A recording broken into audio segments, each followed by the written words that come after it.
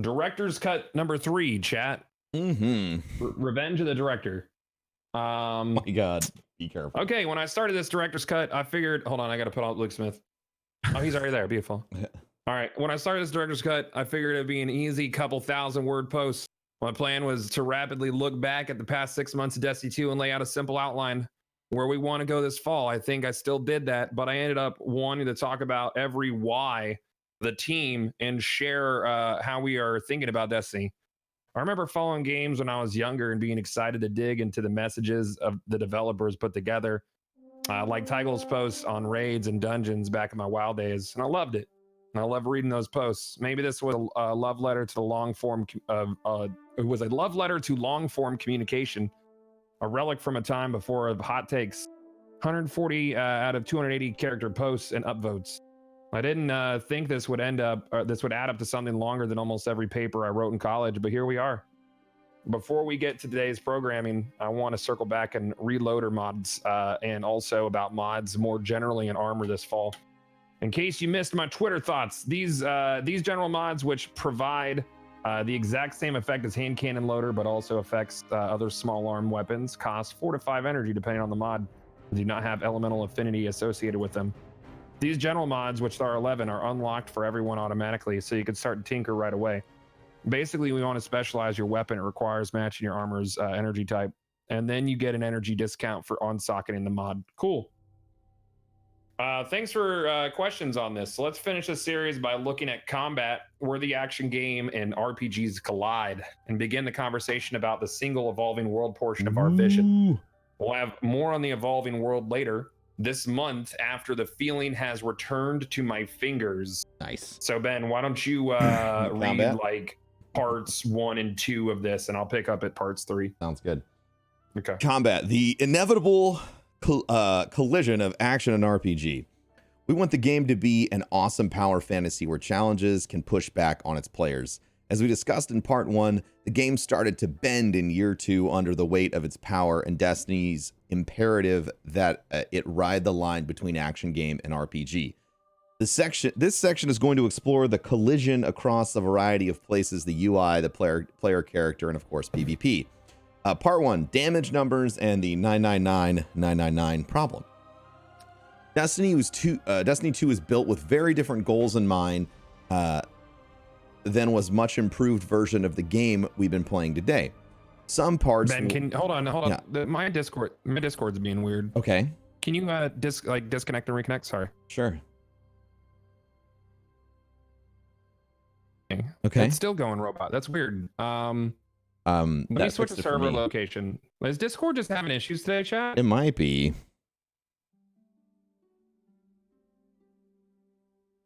Okay. All right. Seems stable to me. No, it's still going red for me. That's so weird. Yeah. I don't know. Server settings. I'll put us on US South. Okay. Okay. There we go. Okay, go ahead. Is that better? Yeah, it's better. All right, cool. The problem clearly manifests itself as the frequency of all 9s showing up on your HUD. As post-Forsaken year continued, the curve that dictates the value of displayed damage sharpens into a hockey stick. The display values for Shadowkeep rocket off the graph and become almost vertical. The inflation of damage is getting retooled this fall, and it will look like a UI numbers squish, but more crucially, the behind the scenes we're setting up a damage display system to last. What's important is that you understand we are not nerfing your outgoing damage, rather relocating the displayed number game-wide. We've also had something that over the years the team likes to call the immunity wall. This is a value where players cannot damage AI. In the game, if you're 50 power below an enemy and you shoot it, you deal a big old donut. Another change we've made this fall is we've lowered or raised the immunity wall to 100. This means you can now deal damage to enemies that are up to 100 power below. The at power, you and the enemy the same power, experience isn't changing. This isn't a nerf. This is a way for folks to take on greater challenges while fighting further below the power curve. That opens up a lot of experimentation, especially with the raid. I like that. I like that a lot. Smart idea. Buffs, debuffs, and stacking rules. You know it. I Can you know wait it. on this? I gotta grab a drink real quick. Is that okay, Sure. Ben? Yeah, no problem. I'm super thirsty. I get it. No problem. Talk about what you just read, Ben. Ha ha ha ha. Yeah. So here's the situation, both chats, and people staring at Luke Smith's weird mouth on Corey's stream. With the addition of increased depth on the power wall, it allows them to curate experiences where they know how the math works when you are 95 power below an enemy. One of the big things about challenge mode was they were forcibly placing you under a power wall. When the wall is up to 100, it could potentially allow them to design an experience that is tooled around you doing damage 50 power under the experience, or 65 power under the experience, or 95 power under the experience, putting you at, you know, an incredible disadvantage to really provide more challenge.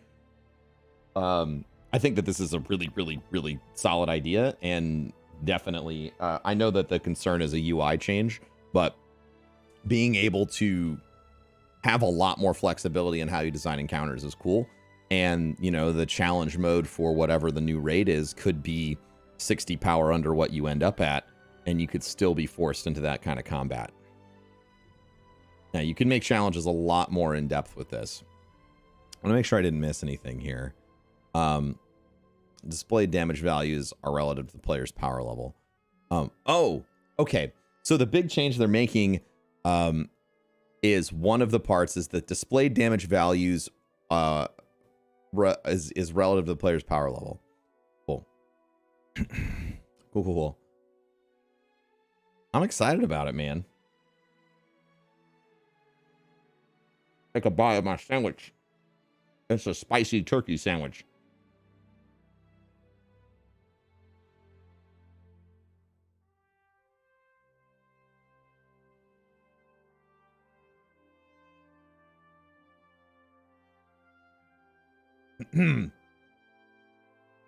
I will keep reading when Corey gets back, chat.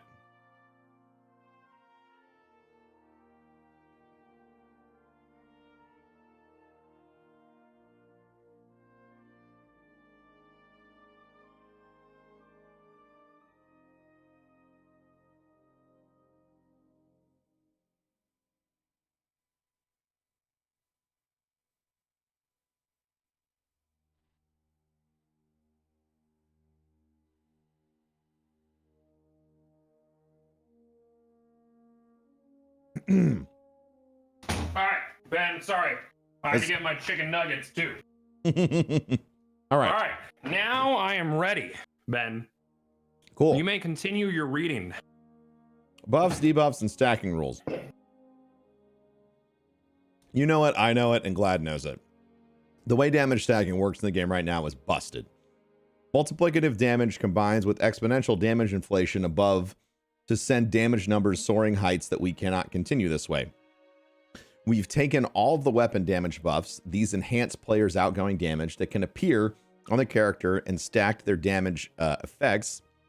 These are effects like Empowering Rift, Well of Radiance, Lumia, Void Titans, Weapons of Light.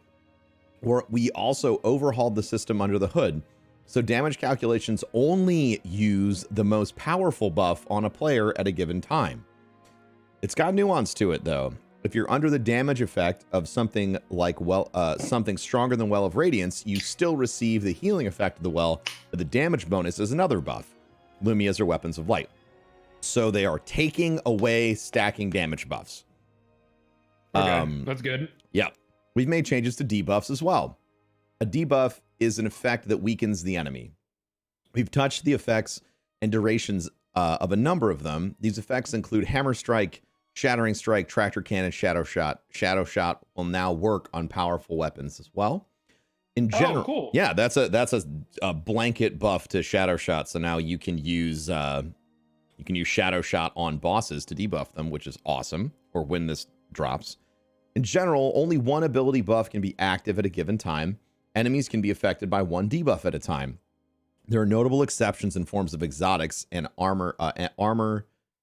exotics and weapon amplification perks, Kill Clip, Rampage, etc. The exotics and weapon amplification perks will remain multiplicative increases to damage above the ability buff values. So cool. That's great. Okay, and then I was going to break it down, but he does it here. Here's the simple version. Buffs that apply to a single weapon still can stack, but buffs that affect all of your weapons no longer stack. The most powerful of all of those buffs will be applied to your damage. I'm sure someone is going to make a video that shows this in action on October 1st. Part 3, supers everywhere. Take it away, Corey. I was eating chicken nuggets. Mm-hmm. Masterwork guns, super mods, orbs everywhere. Right now, for a pretty decent player running super mods, the time it takes to gain a super in under 2 minutes of PvP. If you compare the duration and damage of roaming supers at Destiny 2's to roaming supers at Destiny 1, you'll see they're more powerful now than ever before. We didn't even have roaming Arc Titans at Destiny 1, but every time I played PvP, I get killed by one twice in the same super. Yep. Similar to the way that deep down, we all know the damage dealing capabilities of Guardians has gotten out of control. We know that the supers have too. Destiny 2 was overly restrictive at launch, but now the pendulum has swung too far in the other direction. I super agree with all this. Yep. We'll start bringing this back towards the center in Shadowkeep. On a live stream a couple months ago, I mentioned we're lowering roaming supers damage resistance, and we are. Seeing someone pop a super should not instinctively make us want to run away, give up, or float off the map. We want super kills to feel earned. We want people on the business end of a super to feel like they can make a big play and put down that striker titan. Good. Good. Good. Being able to challenge someone in their super is important, and right now for many, the supers are very, very hard to challenge. In some scenarios, impossible, honestly. On top of that, more things are now than ever contribute to players getting their supers back. So we'll be doing some tuning there as well. Supers will be just as powerful, but they'll be more strategic choice. As such, we're reducing the effectiveness of orbs of refilling the super meter and reducing the super energy gain from kills and assists. All right. This isn't just a PvP problem. Remember the series on Reckoning in part 1? It's all related. Supers are still very, very powerful in the PvE game. Players will just need to slightly more specific with their timing and positioning than in the past. This kind of tuning is a pendulum. We've swung it hard in different directions, and we're hoping all these changes will begin to find a better middle ground for Destiny 2. I know you'll let us know your thoughts once you've played it this fall. Heavy ammo availability. In Destiny 1, heavy ammo became an in-match rally point in 6v6 matches. Once opened, players nearby would get some heavy ammo. In Destiny 2, heavy ammo became a jockey for position, speed before need looting game that gets played all the time. Yep. In Destiny 1, heavy ammo felt metered. In Destiny 2, you could defeat a team, not as an Arc Titan, but not an Arc Titan, multiple times with a brick for Hammerhead. Where we'll be heading. We're making some changes to heavy ammo in Destiny 2. Heavy ammo will be communal in the 6v6 playlist, so the way it was in Destiny 1. We're also reducing the amount of ammo per brick in PvP for certain 6v6 archetypes. It's not exactly the same as D1 though. When players crack open a heavy crate, other players have a window of time to interact with it to get their heavy. Let's talk about PvP. There's been a lot of conversation internally and externally at different points during the year around the support Bungie provides PvP. On one hand, we have continued to tune the game each quarter, added pinnacle PvP weapons, tried the ranking system in Crucible, and returned the game to its 6v6 roots. On the other hand, we haven't released a new permanent game mode. Many game modes from D1 are nowhere to be seen, and there isn't a public-facing PvP team. And that's the last real thing we said was Trials is staying on hiatus indefinitely. I love that they're addressing this, by the way. Yeah. This is excellent. This is really like self-aware. Let's get some of this sorted out. Trials of 9 wasn't the hero we all wanted it to be. We made too many changes to a formula that, while had begun to decline in D1, which is something we've talked about, wasn't as flawed as we thought. When we were making D2, we talked a lot about making sure it felt like a sequel, bringing in new players, simplifying the game, and Trials of the 9 created another casualty there. It happened on my watch, and if I could turn back time, I'd challenge us to do many things differently. If nothing else, I hope it's clear we've committed to learning from the mistakes we've made and making it right. There were some really cool parts to the Emissary. Some of the gear there was pretty potent. I love the Darkest Before. But the theme felt weaker. The Trials cards felt less important. The stakes felt lower. Trials of 9 did not work the way we hoped. And Trials of 9 is on hiatus indefinitely. So why have we been so quiet about PvP? Well, we didn't have a lot to say. We weren't actively developing something to hype up. We knew PvP was something everyone got for free in New Light and wasn't really part of the Shadowkeep core offering. What we're doing about PvP became a question where we asked internally too. A bunch of folks on our team are passionate about PvP and wanted to know where it was headed. PvP is in need of some quality of life improvements and restructuring. This fall, New Light, hopefully, will bring a bunch of new folks into Destiny with our existing players looking for some updates to PvP. We'll start making significant changes to PvP portion of the director. Today, it's fine balance between adding playlists and maintaining healthy populations when we're looking to change the playlist structures. We achieve the goals in a couple ways. First, we want players to have some more agency with respect to pick a playlist and mode. Yay. And second, we want the playlist to drift back to the everything is a factor of 3 that Destiny 1 used. Beautiful. Okay. Player counts have been based on a common number, like 3 is important. It enables a bunch of activity options for groups and friends to engage with. In Destiny 1, player could run a couple of strikes with groups, team with raid, go play 6v6 PvP, split up, do 3v3, etc. At launch, Destiny 2's 4v4 PvP completely broke this pattern. We want to reset that bone to PvP this fall. Thank God. We've revised the playlist a lot, but here's how it's going to work. We've removed quick play and competitive from the director. If you're looking to experience like quick play, we've added Classic Mix, a connection-based playlist like quick play today. Classic Mix includes Control, Clash, and Supremacy. Competitive is replaced completely by 3v3 Survival, which awards glory. We've added Survival solo queue playlists for all who also wants glory. Holy shit! Oh, wow. Yes! Fucking awesome. That's dope. We've added 6v6 Control as its own playlist. Thank God. I love Control, dude. Control is my thing. Nut. With the potential influx of new players this fall, we want to have a playlist that signals to new players that this is where to start. We feel like 6v6 Control is the right starting place for introducing new friends to Destiny. We've added a weekly 6v6 rotator and a weekly 4v4 rotator.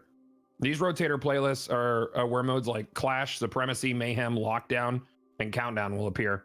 We've removed some underperforming maps from matchmaking too. We've been working hard on variants of 3v3 elimination. They include different approaches to revives, token, resurrection, or not, and variants on how heavy ammo works. Elimination is going to make a return in Crucible Labs. However, elimination is very much unfinished. It's missing voiceover. There's no unique medals associated with it. Between the missing polish and the 4 variants we'd like your feedback on, elimination for the time being is a great fit for Crucible Labs. We fully expect it to graduate out of labs and find a warmer home. We want to make sure we can test elimination on some familiar maps, so we've brought back Widow's Court and Twilight Gap. Fuck yeah. We want to play with you and watch you play elimination on these combat sandboxes and see how it all fits together. We're also changing how we do matchmaking with a bunch of potential new players in Destiny via New Light. We don't want PvP to feel like you're being told it's time to learn to swim as a helicopter door opens over the Pacific Ocean. So we've made some changes to separate the new swimmers from Olympians. Also, we've also taken it longer to look at matchmaking, overhauled skill matchmaking system. In the game today, Quick Play is the only playlist that doesn't have some version of skill-based matchmaking in the game. We're preserving that behavior in the 6v6 classic playlist. Here's what gets annoying about skill match. When it's overly restricted, it's fatiguing when every single game feels like a sweat fest. When it's overly loose, a player could get an entire evening of unlucky matchmaking RNG, where they're getting dumped on by squads of Terminators shredding Kinderguardians. That's a bad time for the Kinderguardians. There's much more complexity and nuance to the evening of PvP than those 2 statements above, but they do accurately capture the core problem, a lack of match-to-match variety. Sure, for a bunch of Terminators, a night stomping might be a blast. But what about the folks on the receiving end of the business? This is where it gets tricky to improve matchmaking. People generally tend to focus on their own experience and their feedback. We think variety across the evening of PvP is important. This fall, skill match should ensure a wider variety of matches, regardless of player skill. Some matches should be tense and thrilling, while their matches should be stomps. This philosophy should apply to the top players, so I don't feel like every match is a sweat show either. That's good. We've refactored how players gain glory ranks with these skill match changes. We're factoring in your skill value in glory gains and losses, so that number can be more efficiently represented of skill. That's dope. Oh my We've God. also made a number of quality of life changes to glory, valor, and infamy to make losses less punishing to your streaks. Yes. Once the above changes go live in October, we'll be watching, listening, and reading as you check them out. Holy shit. That's good shit. My chat wanted to point out that we fully expect Elimination to graduate out of labs and find a warmer home. Felt like an intentional statement. Yep. An evolving world. There's an aspirational vision for what evolving could mean in Destiny. Someday, Destiny could become a dynamic world where the world changes each season. We want playing Destiny to feel like you're playing a game in a world with momentum, a universe that's going somewhere. A game where things are happening, not just in terms of new items and activities, but in terms of narrative. It's frequently seemed like Destiny was treading water in terms of the world's narrative, moving the world's narrative forward. We want to tackle this in Destiny 2's third year. During Season 8, a new situation will unfold on the moon. I'm being cagey because I'm reluctant to spoil anything. Over the course of the season, parts of the game will change before the situation culminates in an event that will ultimately resolve it. And its content will be exhausted. But this resolution sets up the events for Season 9, which again adds something new to the game and resolves it, something that will go away too, but setting something up before Season 10. That is super interesting. This differs from last. This will play out. Yeah. This differs from last year's annual pass, which added permanent activities to the game.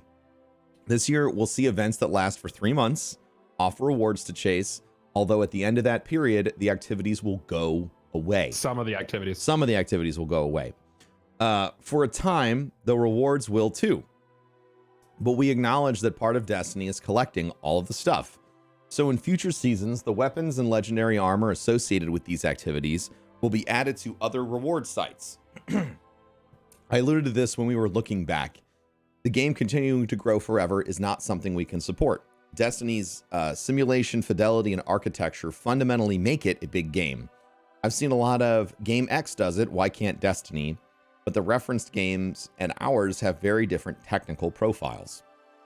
The technical limitations aside, we also don't think making a game that grows forever is Destiny's path forward. That's why the second component of the vision is a single, evolving world. To clarify, that single world doesn't mean there's only one destination on the director. That's not where we're heading. You were there with your friends, got gear and weapons to remember it by, made the memories, and changed alongside Destiny. In late August, we're talking more about the annual pass and how it's going to evolve. Okay. Yeah. That's really interesting. I'm super curious about how the introduction and removal of activity sets is going to affect the game. But I think that, I mean, narrative and lore, which is what he's talking about, wise, they have set up the Shattered Throne as something that's incompletable because of a narrative block, and we can't actually kill her.